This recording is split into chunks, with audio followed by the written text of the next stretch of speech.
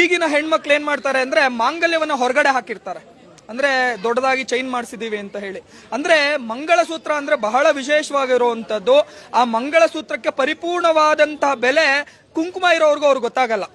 ಯಾವಾಗ ಮಾಂಗಲ್ಯವನ್ನ ಹೊರಗಡೆ ಹಾಕ್ತಾರೆ, ಪರಪುರುಷ ನೋಡೋದ್ರಿಂದ ಅವಳ ಒಂದು ಮಾಂಗಲ್ಯತನದ ಕುಂಕುಮದ ಭಾಗ್ಯ ಅನ್ನುವಂಥದ್ದು ಕಡಿಮೆ ಆಗುತ್ತೆ. ಅವ್ರ ಬೆವರ್ ನೀರಲ್ಲಿ ಹೇಗೆ ಕುಂಕುಮ ಹರಿಸೋಗ್ತಾ ಇರುತ್ತೆ, ಹಾಗೆ ಅವರ ಪತಿಯ ಆಯುಷು ಕ್ಷೀಣ ಆಗ್ತಾ ಇರುತ್ತೆ. ಮಾಂಗಲ್ಯ ಅನ್ನುವಂಥದ್ದು ಎಷ್ಟು ಮಹತ್ವ ಅಂದ್ರೆ ಅದು ಯಾವಾಗ್ಲೂ ಒಳಗಡೆನೆ ಇರಬೇಕು.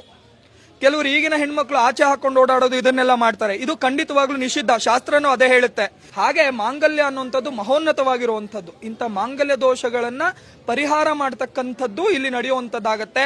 ಮಾಂಗಲ್ಯವನ್ನ ಯಾರು ಸುಮಂಗಲಿರುತ್ತಾರೆ ಅವರು ದೀರ್ಘ ಸೌಮಂಗಲ್ಯತನ ಹೊಂದಬೇಕು ಅಂತ ಏನಾದ್ರೂ ಇಚ್ಛೆ ಇದ್ದಲ್ಲಿ ಖಂಡಿತವಾಗ್ಲೂ ನಿಮ್ಮ ಮಾಂಗಲ್ಯವನ್ನ ಪರಪುರುಷರಿಗೆ ತೋರಿಸುವಂಥದ್ದು. ಅಂದ್ರೆ ಅದು ಪ್ರದರ್ಶನ ಮಾಡುವಂತ ವಸ್ತು ಅಲ್ಲ, ಪೂಜಿಸುವಂಥದ್ದು.